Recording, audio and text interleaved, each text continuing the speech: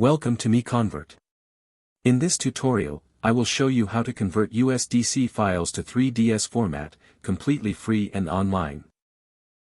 Open your browser and search for USDC to 3DS MiConvert.com. Click on the first result to go straight to the converter. You are now on the USDC to 3DS converter page. The interface is clean and easy to use. Let's upload a file. Click the Choose File button. A file picker will open. Select the USDC file you want to convert, then click Open. Your file is loaded and ready. You can see the file name, size, and destination format. Click Convert now to start the conversion. The conversion is in progress. You can see the progress bar moving.